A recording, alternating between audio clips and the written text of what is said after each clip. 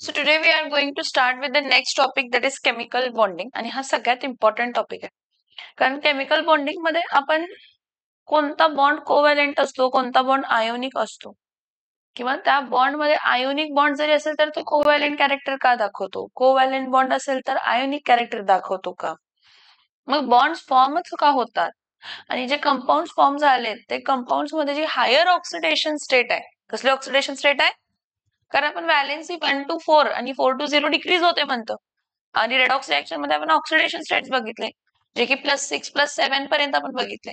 हे higher oxidation state कशी possible आहे, ह्या सगळ्या गोष्टी आपण कशामध्ये बघायचं आहे तर केमिकल बॉन्डिंग मध्ये. कशामध्ये बघायचं आहे? ठीक, तुला सांगा, नॉर्मली एखादी केमिकल रिएक्शन घडते का, किंवा दोन रिएक्टंट आहेत ते रिएक्ट का होत असतील, स्वतः जर रिएक्ट होत असतील तर. नॉर्मली एखादी केमिकल रिएक्शन होते, दोन रिएक्टंट आहेत, ते दोन रिएक्टंट रिएक्ट होतात आणि प्रोडक्ट फॉर्म करतात, का असं होत असेल?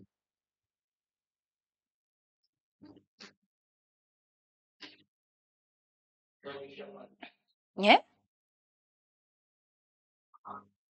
का होतात तेच विचारते.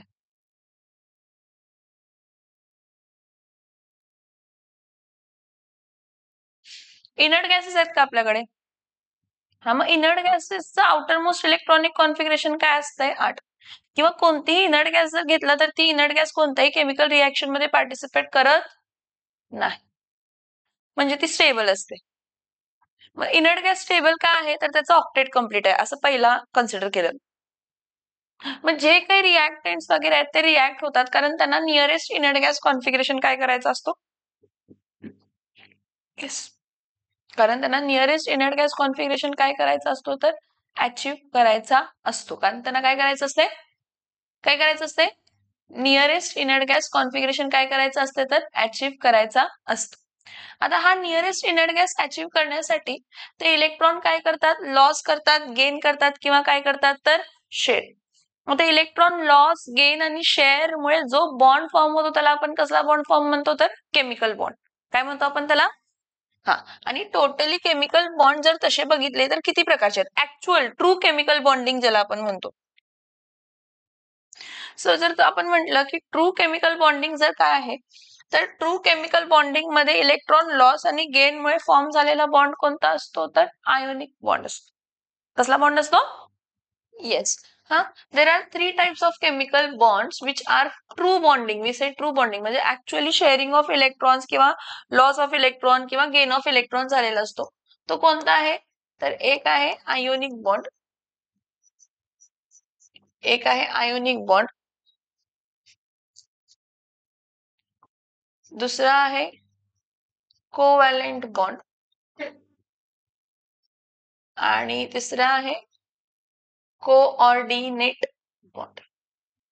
हे 3 प्रकारचे बॉन्ड फॉर्म होतात, आयोनिक, कोव्हॅलेंट आणि कोण असतो, तर कोऑर्डिनेट, ज्यामध्ये ऍक्च्युअल इलेक्ट्रॉन. हे बघा, आयोनिक बॉन्ड मध्ये आपल्याला माहित आहे की टोटल लॉस ऑफ इलेक्ट्रॉन होते आणि टोटल गेन ऑफ इलेक्ट्रॉन होते, कॅटायन आणि एनायन फॉर्म होते, आणि त्यामध्ये electrostatic force of attraction develop होते, आणि त्यामुळे आयोनिक सॉलिड्स फॉर्म होतात. कोव्हॅलेंट बॉन्ड मध्ये म्युच्युअल शेअरिंग ऑफ इलेक्ट्रॉन होते. म्युच्युअल शेअरिंग ऑफ इलेक्ट्रॉन, तू एक इलेक्ट्रॉन दे, मी एक इलेक्ट्रॉन देतो. आणि कोऑर्डिनेट बॉन्डिंग मध्ये अनम्युच्युअल शेअरिंग ऑफ इलेक्ट्रॉन असते, म्हणजे दोन्ही इलेक्ट्रॉन कोणतरी एकच देतो, दोन्ही इलेक्ट्रॉन कोणतरी, त्याला आपण काय म्हणतो, तर coordinate bond, unmutual sharing of electron. ठीक आहे, हे ऍक्च्युअल बॉन्डिंग म्हणतो. ट्रू बॉन्डिंग जे असतात ते 3 प्रकारचे असतात. So why are the atoms held together in a chemical compound? There must be some force that holds them together. You have already learned in the lower classes that forces holding the atom together in a compound are called as which bond? Chemical bond. जेव्हा दोन किंवा दोन पेक्षा जास्त atoms एक दुसऱ्याला bounded आहेत, म्हणजे एका दुसऱ्याला अटॅच्ड आहेत, जो काही फोर्स ऑफ अट्रॅक्शन आहे तो कशामुळे येतो, त्यातला केमिकल बॉन्डमुळे. ठीक आहे, how are chemical bonds formed between atoms?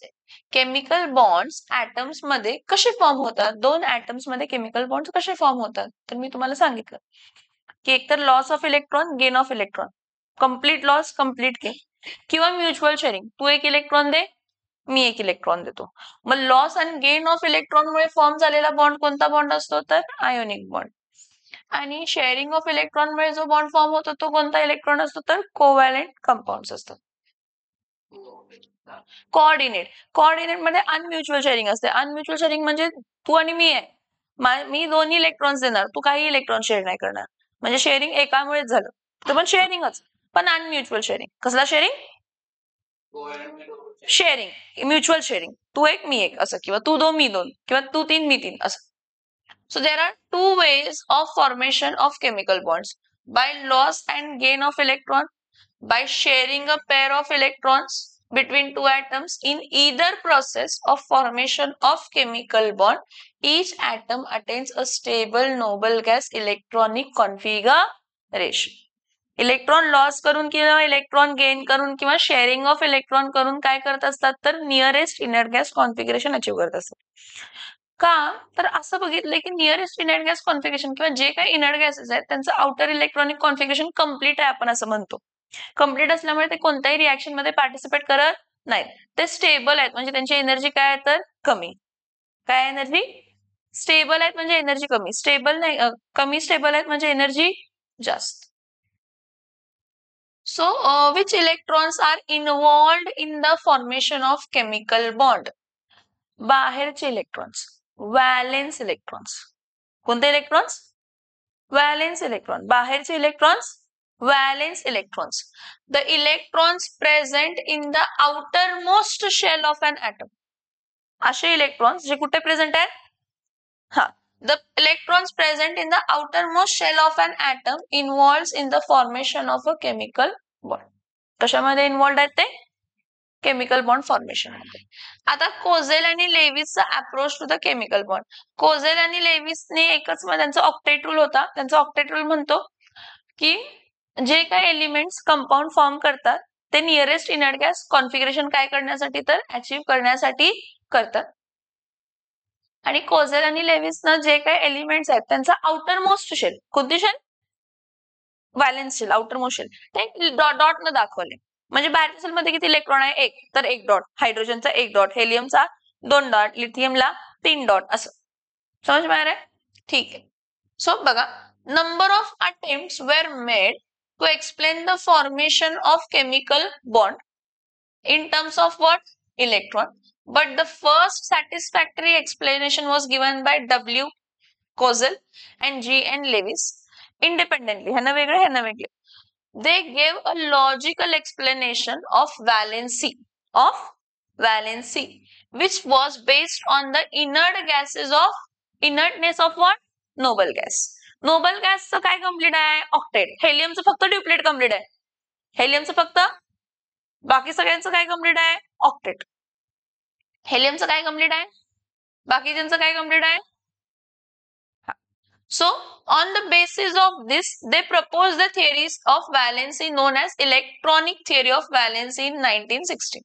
1916 मध्ये. According to Lewis, the atom can be pictured in terms of positively charged kernels. म्हणजे काय? हे बघा, मी सोडियम घेते, सोडियमचा ॲटॉमिक नंबर 11 असते, तर हा न्यूक्लियस आहे. आणि न्यूक्लियस ही पहिली शेल आहे. पहिल्या शेल मध्ये किती इलेक्ट्रॉन असतात तर 2. दुसऱ्या शेल मध्ये किती इलेक्ट्रॉन असतात तर 8.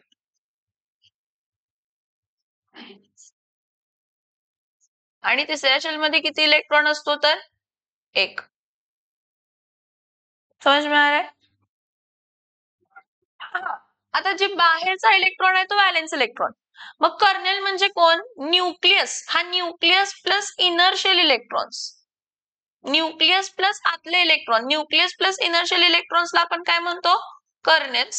आणि ते कर्नेल्स कसे असतात तर पॉझिटिव्हली काय असतात तर चार्ज, कारण आपण बाहेरचा इलेक्ट्रॉन त्यामध्ये कन्सिडर करत नाही. हा, पण कर्नेल्स मध्ये आपण काय म्हटलं? न्यूक्लियस प्लस काय म्हटलं? Inner shell electrons. हा, का होते ते सांग. न्यूक्लियस, आता मी सोडियम म्हटलं तर सोडियम मध्ये न्यूक्लियस मध्ये किती प्रोटॉन आहेत? 11 प्रोटॉन.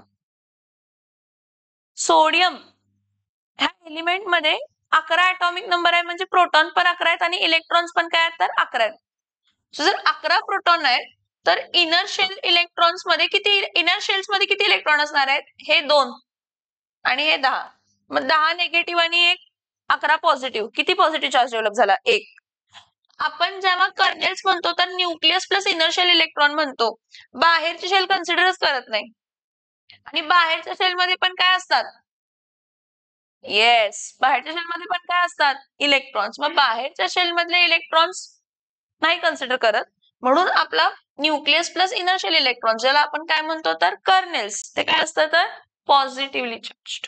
कसं असतं समजते, कर्नेल्स म्हणजे काय, कर्नेल्स म्हणजे nucleus plus inner shell electrons. मग nucleus plus inner shell electrons बघितला, आउटर शेल इलेक्ट्रॉन्स कन्सिडर केले नाही, म्हणजे पॉझिटिव्ह चार्ज हा डेव्हलप होणारच आहे.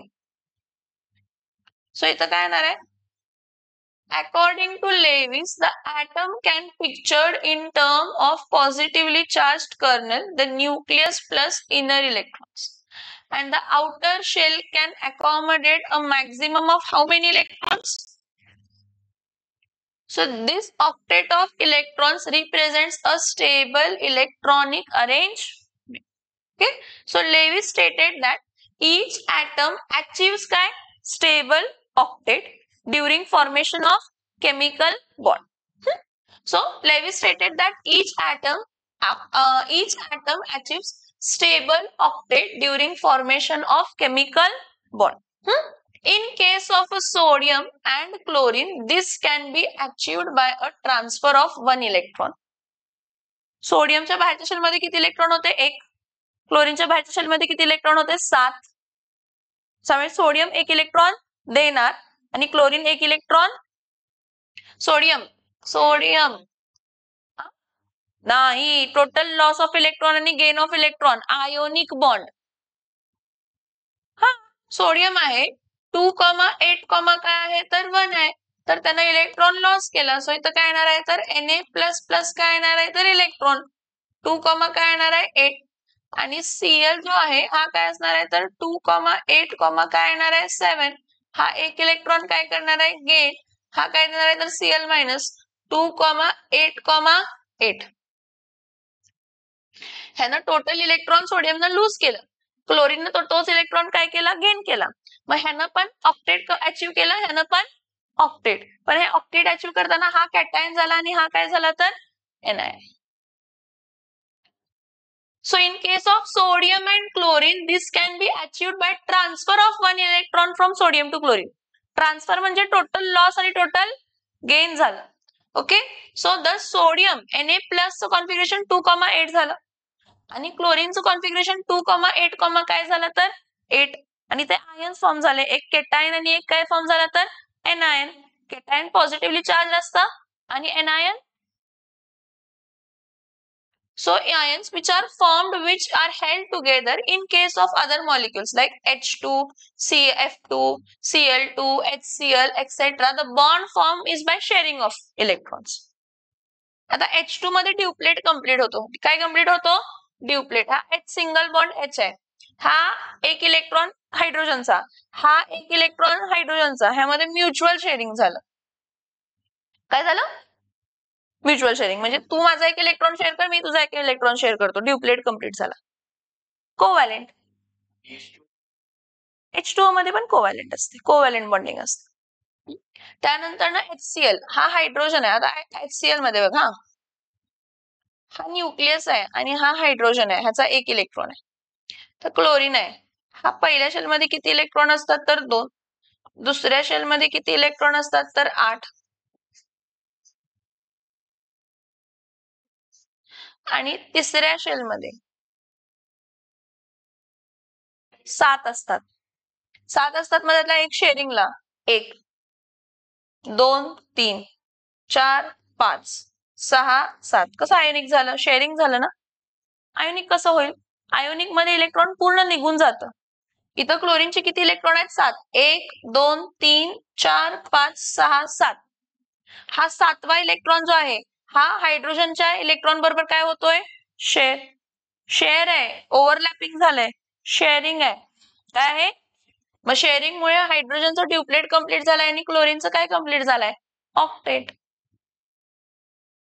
हायड्रोजनचा ड्यूप्लेट आणि क्लोरीनचा ऑक्टेट. तसाच जर तुम्ही फ्लोरीन जरी घेतला तर फ्लोरीन मध्ये पण सेमच असते. फ्लोरीन 1 2 3 4 5 6 7 परत अजून एक फ्लोरीन आहे 1 2 3 4 5 6 7 म्हणजे ह्याचाही काय कंप्लीट झाला तर ऑक्टेट आणि ह्याचाही काय कंप्लीट झाला तर ऑक्टेट. पण काय झालं म्युच्युअल शेअरिंग. कसं शेअरिंग झालं समझ में आ रहा है यस और no. So thus hydrogen mutual sharing H2, F2 mutual sharing, Cl2 mutual sharing, HCl mutual sharing is the bond. The bond is formed by the sharing of pair of electrons between the atoms. In this process, each atom attains a stable outer octet of electrons. ह्या सगळ्या cases मध्ये सगळ्या process मध्ये दर atom काय achieve करतो stable outer octet of electrons. Yes valence shell पूर्ण complete होते.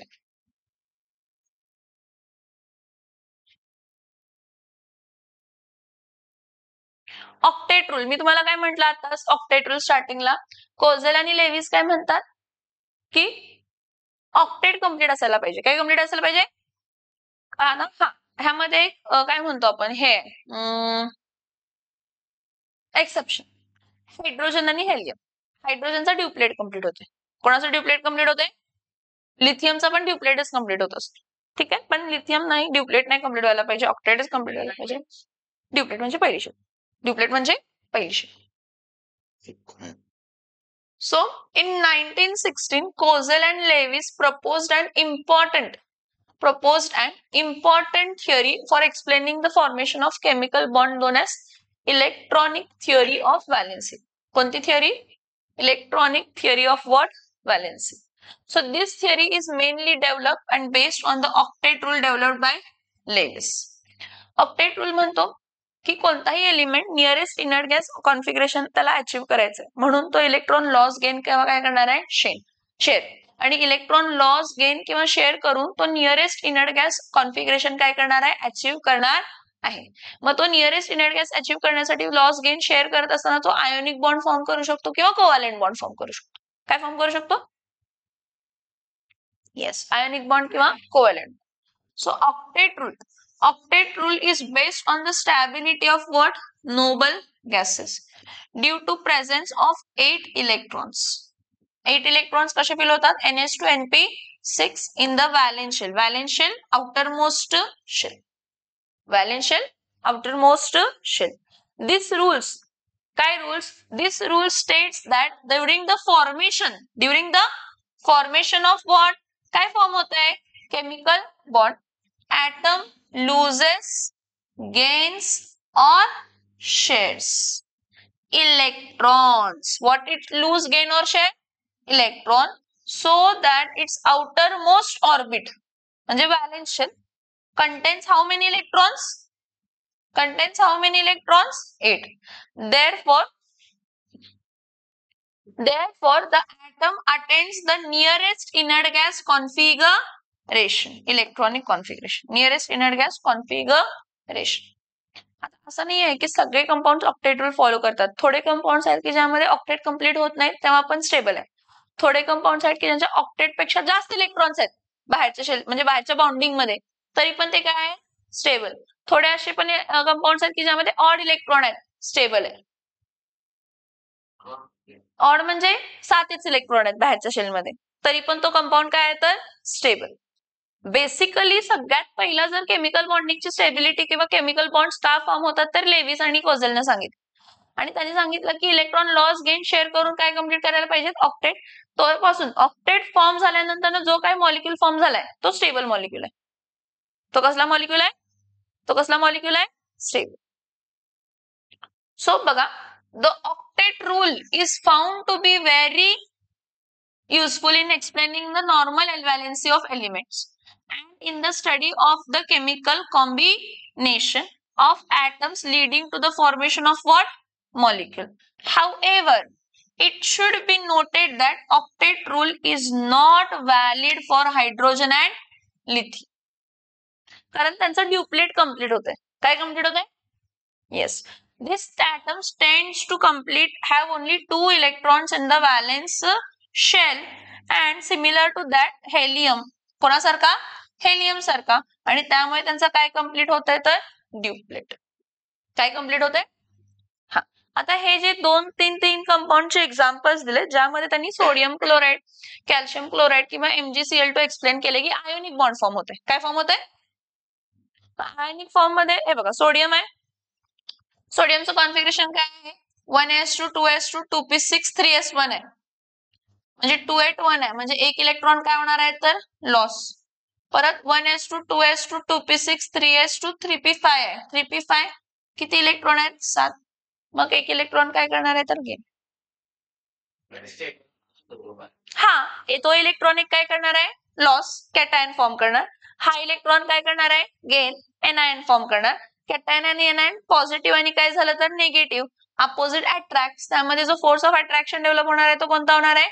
Electrostatic force of attraction. So yes, ionic bond. Sodium has 1 electron in its valence shell. It has a tendency to lose that 1 electron to acquire the nearest configuration of what? Noble gas. कोण आहे? Neon. Chlorine काय आहे?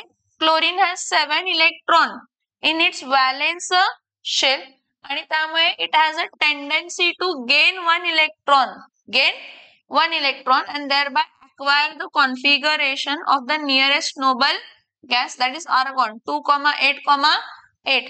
During the combination of sodium and chlorine atoms, sodium atom transfer its valence electron. Sodium atom काय करतो? स्वतःचा electron काय करतो तर तो ट्रान्सफर करतो. कोणाला ट्रान्सफर करतो? To the chlorine atom. And sodium atom changes into Na plus ion whilst chlorine atom changes to Cl minus ion. So the two ions are held together by strong electrostatic force of attraction. So the formation of ionic bond between Na and Cl is follows. हे आपण बघितलं आताच. Na electron lose करणार, हा gain करणार. मग Na plus Cl minus, त्यामुळे जो बॉन्ड फॉर्म झाला तो आयोनिक फॉर्म झाला. काय फॉर्म झाला? हे घडताना काय एका ॲटमचं घडत नाही. आपण मिनिमम 1 मोल तरी घेतो. नॉर्मली 1 मोल जर आपण घेतलं तर 1 mole of ionic solid form झाला. काय फॉर्म झाला? 1 मोल ऑफ आयोनिक काय फॉर्म झाला तर सॉलिड. आता formation of calcium chloride. Formation of calcium chloride मध्ये कॅल्शियमचा बाहेरचं कॉन्फिगरेशन बघा 4s2 आहे. म्हणजे बाहेरच्या शेलमध्ये किती इलेक्ट्रॉन आहेत? 2. इथं 3s2 3p5 आहे. म्हणजे बाहेरच्या शेलमध्ये किती इलेक्ट्रॉनची कमतरता आहे तर 1 इलेक्ट्रॉनची काय तर कमतरता आहे. तर हा कॅल्शियम जो आहे त्याच्यामुळे बाहेरच्या शेलमध्ये किती इलेक्ट्रॉन आहेत? 2. तर तो 2 इलेक्ट्रॉन देतात. 2 इलेक्ट्रॉन देत असताना 1 इलेक्ट्रॉन ह्या क्लोरीनला देणार, 1 इलेक्ट्रॉन ह्या क्लोरीनला देणार. म्हणून कॅल्शियमला इलेक्ट्रॉन किती दिले? 2. त्यावरती चार्ज काय झाला? +2. ह्याने 1 इलेक्ट्रॉन गेन केला म्हणून -1. ह्याने 1 इलेक्ट्रॉन गेन केला म्हणून -1. परत दोघांमध्ये electrostatic force of attraction, electrostatic force of attraction. आणि इलेक्ट्रोस्टॅटिक फोर्स ऑफ अट्रॅक्शन मुळे फॉर्म झालेला बॉन्ड कोणता असणार आहे तर CaCl. Now ionic solids and lattice enthalpy. What? Ionic solids and what? Lattice enthalpy. So the ionic solids are the solids which contains cations and anions held together by which bond? By ionic bond. कौन है? Ionic solids are the solids which contains cations and anions held together by what? Ionic bond. So Cosel's treatment helps us to understand the formation of ionic bonds between ions of different elements. So formation of ion depends on with which ease an atom can lose or gain electron. So metal आहे, मेटलने 1 electron काय केला? Loose, cation form केला. पण metal gaseous state मध्ये असायला पाहिजे. मेटलला gaseous state मध्ये कसं आणतो तर एन्थाल्पी ऑफ सब्लिमेशन म्हणून असते. काय असते? हा, म्हणजे त्यामध्ये सॉलिड टू डायरेक्ट कशामध्ये कन्वर्ट केलं जातं तर गॅस. सो इथं बघा मेटल गॅशियस स्टेट मध्ये होतं, त्यानं 1 इलेक्ट्रॉन लूज केलं. Ionisation enthalpy, amount of energy required to remove an electron इथं अचीव्ह झाली. हा एक्स काय असणार आहे गॅशियस स्टेट मध्ये नॉन मेटल ह्याने इलेक्ट्रॉन काय केला तर गेन एक्स मायनस आणि एम प्लस एक्स मायनस जेव्हा काय फॉर्म करतात M X in the gaseous state. मग ते M X in the gaseous state राहून चालणार आहे का नाही तो सॉलिड स्टेट मध्ये पण कन्वर्ट होणार आहे. मग परत तो एनर्जी काय करणार आहे तर रिलीज आणि मग एम एक्स कोणत्या स्टेट मध्ये फॉर्म होणार आहे तर सॉलिड स्टेट मध्ये फॉर्म होणार आहे. सो आयोनायझेशन म्हणजे इलेक्ट्रॉन गेन करणं it is always endothermic process आणि इलेक्ट्रॉन लूज करणं is always a endothermic process. म्हणजे कोण इलेक्ट्रॉन लूज केला मेटल कायम इलेक्ट्रॉन काय करतो लूज. त्यावेळची जी एन्थाल्पी असते ती कोणती एन्थाल्पी असते आयोनायझेशन एन्थाल्पी आणि ती कायम काय असते पॉझिटिव्ह. आयोनायझेशन एन्थाल्पी काय असते आयोनायझेशन एन्थाल्पी काय असते पॉझिटिव्ह आणि इलेक्ट्रॉन गेन एन्थाल्पी काय असते तर निगेटिव्ह असते. मग हे कॅटायन एनायन फोर्स पण गॅशियस टू सॉलिड मध्ये कन्वर्ट होताना परत एनर्जी काय होणार आहे तर बाहेर पडणार आहे बाहेर पडली आहे सॉलिड गॅशियस टू सॉलिड मध्ये. आता जर हा एम एक्स सॉलिड स्टेट मध्ये फॉर्म झालाय हा जो काय एम एक्स सॉलिड स्टेट मध्ये फॉर्म झाला हा 1 मोल ऑफ सॉलिड फॉर्म झालेला आहे 1 mole of ionic solid form झालेला आहे. हा 1 मोल ऑफ आयोनिक सॉलिडला सेपरेट करण्यासाठी लागणारी energy 1 mole of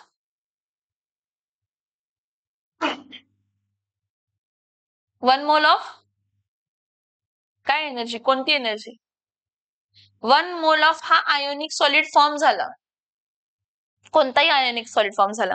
so 1 mole of जो काय आयोनिक सॉलिड फॉर्म झाला त्याला सेपरेट करण्यासाठी लागणारी energy the amount of energy required to separate 1 mole of ionic solid into its constituent cations and anion is called as lattice enthalpy ज्याला आपण crystal lattice enthalpy पण म्हणतो. काय म्हणतो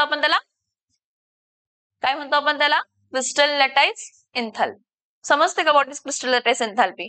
आयोनिक सॉलिड कसं फॉर्म झालं मेटलने इलेक्ट्रॉन लूज केला हे काय झालं मेटल इलेक्ट्रॉन लूज केलं तर आयोनायझेशन एन्थाल्पी नॉन मेटलने इलेक्ट्रॉन गेन केलं तर इलेक्ट्रॉन गेन एन्थाल्पी. मग दोघांनी बॉन्ड फॉर्म केला गॅशियस स्टेट मध्ये पण ते सॉलिड स्टेट मध्ये कन्वर्ट होणार परत एनर्जी काय होणार आहे रिलीज. हा मग ह्या सगळ्यांची एनर्जी जी काय होते ती जेवढी आता M X in the solid form झाला त्यावेळी जेवढी एनर्जी रिलीज झाली तेवढीच एनर्जी द्यावी लागतीये त्या दोघांना परत कॅटायन आणि एनायन मध्ये कन्वर्ट करण्यासाठी.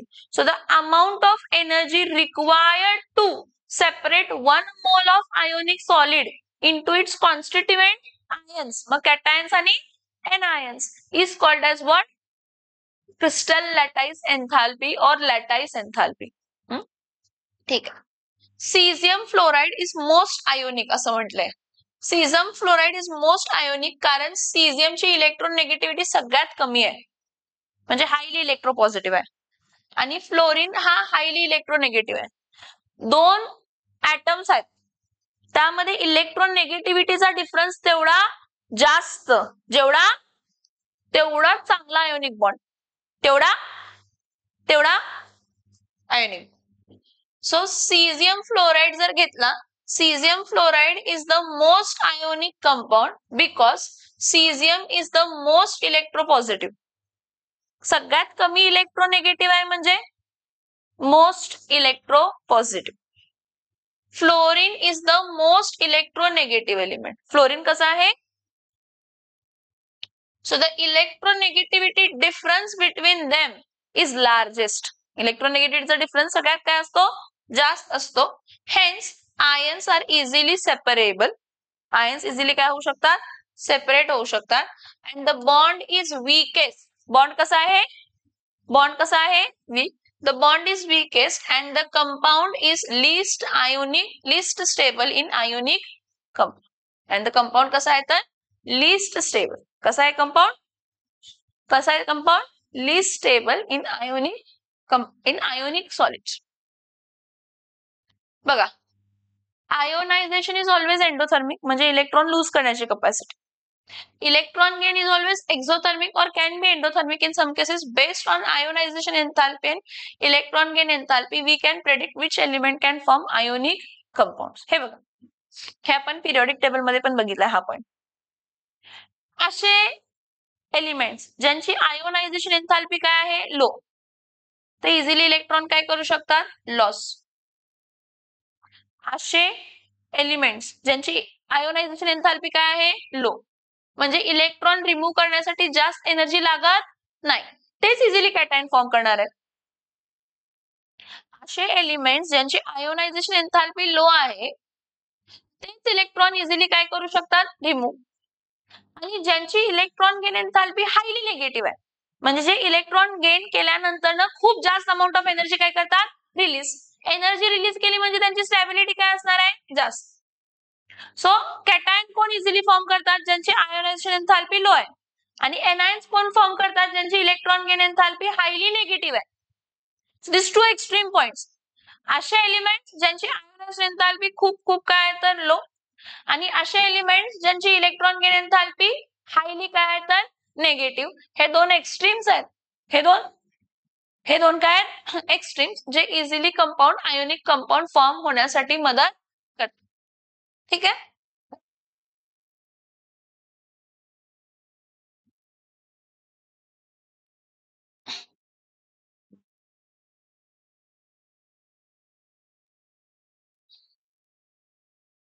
इथे बघा,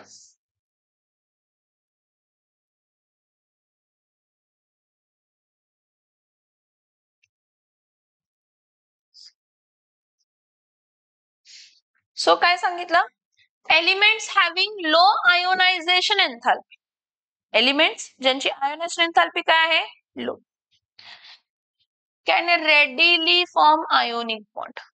काय फॉर्म करू शकतात easily, with elements having high negative value of electron gain enthalpy,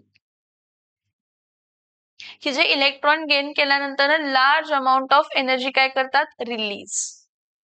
So both these processes takes place in a gaseous phase. हे जे काय घडते कोणत्या फेज मध्ये घडते, gaseous phase. So all the ionic compounds in the solid have each cation surrounded by the specific number of anion. हा cation कायम छोटा असतो आणि एनायन कायम काय असतो तर मोठा असतो. मग एका कॅटायनला सराउंड करणारे एनायन 1 2 3 4 5 6 असंच आहे. एका कॅटायनला 6 एनायन सराउंड करतात, तर एका एनायनला 6 कॅटायन्स काय करणार आहेत तर सराउंड करणार आहेत. So all the ionic compounds in the solid state have each cation surrounded by a specific number of anion and vice versa. Cation anion cation anion cation anion हा क्रिस्टलेटाइज फॉर्म करतो, याला क्रिस्टलेटाइज म्हणतो. ऍक्च्युअली हे totally packed असतं, पण solid state मध्ये डिटेलमध्ये बघायचं आहे. हे फक्त तुम्हाला दाखवले की ह्या जागेला हा पूर्ण असं भरगच्च असतो, हे पूर्ण असं भरगच्च असतात. फक्त आता दाखवले की इथं एनायन आहे, इथं कॅटायन आहे, इथं एनायन आहे, आणि कॅटायनचा नेबर एनायन आणि एनायनचा नेबर कायम काय असतो तर cation. Cation cation anion anion neighbour असू शकत नाहीत, नाहीतर रिपल्शन होणार. काय होणार, काय होणार, हा. So the arrangement of cations and anions in a crystalline solid is ordered and they are held together by Coulombic force of attraction. कोणता force of attraction असतो त्यामध्ये, Coulombic force of attraction. So during their formation this compound crystallizes from the gaseous state to which state, solid state. मग gaseous to solid state मध्ये convert होत असताना ते energy काय करणार आहेत तर रिलीज करणार आहेत. येस और no, yes or no, yes. So to the solid state, so the structure in which they crystallize depends upon the size of ion, म्हणजे कोणत्या क्रिस्टल स्ट्रक्चर मध्ये ते क्रिस्टलाइज होणार आहेत. फेस सेंटेड क्यूबिक आहे, बॉडी सेंटेड क्यूबिक आहे, simple cubic आहेत, असे वेगवेगळे आहेत. Depends upon the size of what, ion.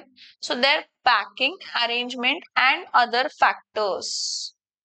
So the overall stability of ionic solid depends upon the interaction between all these ions and the energy released during the formation of what, crystal lattice. During the formation of what, during formation of what, crystal lattice. So let us consider आता काय आहे, sodium gaseous state मध्ये त्याने एक electron lose केला, Na+ ही त्याची ionisation enthalpy. Chlorine gaseous state मध्ये त्याने एक इलेक्ट्रॉन काय केला, Cl- त्याची इलेक्ट्रॉन गेन एन्थाल्पी. आणि Na प्लस आणि Cl मायनस हा गॅशियस स्टेट मध्ये असायला पाहिजे. करेक्शन करा. NaCl गॅशियस आणि एवढी अमाऊंट ऑफ एनर्जी त्यानं काय केली, रिलीज केली. प्लस म्हणजे तेवढी अमाऊंट ऑफ एनर्जी त्यानं काय केली आहे, release. NaCl gaseous state form मध्ये. परत NaCl gaseous to NaCl solid मध्ये जेव्हा फॉर्म झाला त्यावेळी त्यानं किती एनर्जी रिलीज केली बघा, -788 किलोजूल ऑफ एनर्जी रिलीज केली. आणि मग sodium chloride ionic state solid state मध्ये मिळाला. 1 mole of ionic solid, 1 mole of 1. So आता this released energy is much more than the absorbed energy. So thus the stability of an ionic compound can be estimated by knowing the amount of energy released, amount of energy during the formation, during the lattice formation, and not just by the energy associated with the completion of octet along the species. म्हणजे फक्त cation आणि anion form झाला आणि मग त्यांचा bond form झाला gaseous state मध्ये, त्याच्यापासून तुम्ही डायरेक्ट लॅटाईस एन्थाल्पी फाइंड करू शकत नाही. तो आयोनिक सॉलिड फॉर्म झाला, आयोनिक कंपाऊंड फॉर्म झाला पण गॅशियस स्टेट मध्ये फॉर्म झाला. मग तो गॅशियस टू कोणत्या स्टेट मध्ये कन्वर्ट होणार आहे, सॉलिड. त्यावेळी पण एनर्जी रिलीज करणार आहे. हा, तर ती पण एनर्जी मला काउंट करावी लागणार आहे. आणि मग लॅटाईस एनर्जी मध्ये आपण सॉलिडला त्याच्या कॅटायन्स आणि कशामध्ये कन्वर्ट करतो, एनायन्स. आणि त्यावेळी जेवढी काय अमाऊंट ऑफ एनर्जी लागली, कारण मला परत त्याला सॉलिड टू गॅशियस स्टेट मध्ये कन्वर्ट करायला पाहिजे आणि मग त्याला कॅटायन्स आणि कशामध्ये कन्वर्ट करायला पाहिजे, तर anions. So what is lattice enthalpy? Lattice enthalpy of an ionic solid is defined as the energy required, energy to completely separate 1 mole of solid, ionic solid, 1 mole of ionic solid, ionic compound into gaseous components. म्हणजे gaseous cations आणि gaseous anions.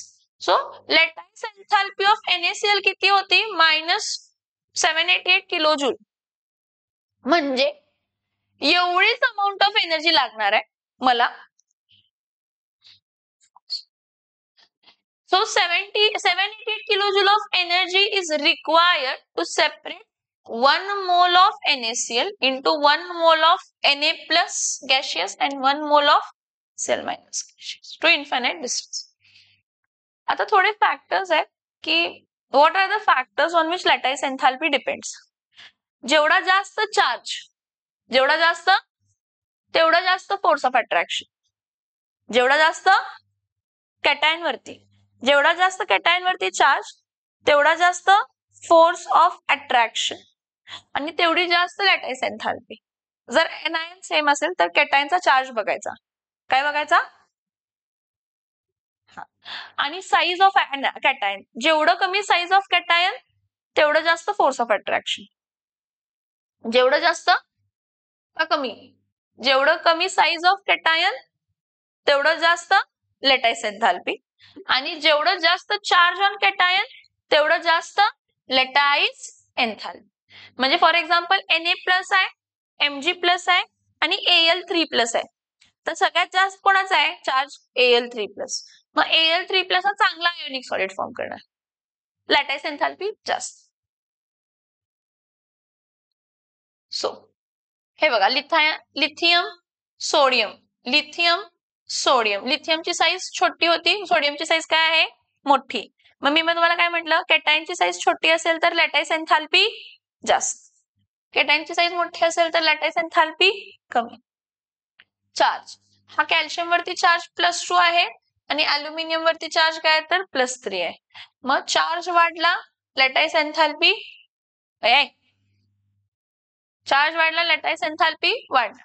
इथं बघा, for same anion आणि different cation, cations having higher charge, cations having higher charge, having larger lattice energy than compared to having cations of with a lower charge. म्हणजे AlCl3 ची सगळ्यात जास्त lattice enthalpy, त्यापेक्षा कमी CaCl2 त्यापेक्षा कमी.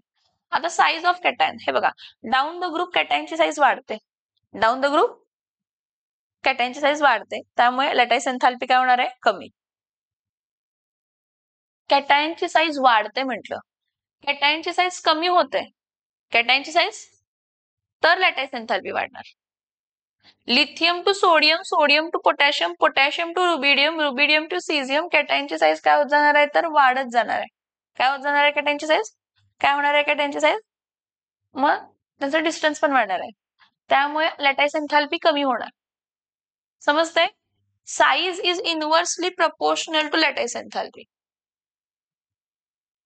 कॅटायनची size बरोबर आहे. कॅटायनची size is inversely proportional to lattice enthalpy. कॅटायनची साईज छोटी, लॅटाईस एन्थॅल्पी जास्त. कॅटायनची साईज मोठी, लॅटाईस एन्थॅल्पी कमी. नेक्स्ट, चार्ज जास्त. सो कॅटायनचा चार्ज जास्त, कॅटायनचा चार्ज जास्त असेल, cation charge is directly proportional to lattice enthalpy. जेवढा जास्त चार्ज कॅटायन वरती तेवढी जास्त लॅटाईस एन्थॅल्पी. जेवढा जास्त कॅटायन वरती तेवढी जास्त लॅटाईस काय असणार आहे तर एन्थॅल्पी. समजतंय का? Yes or no? ठीक आहे.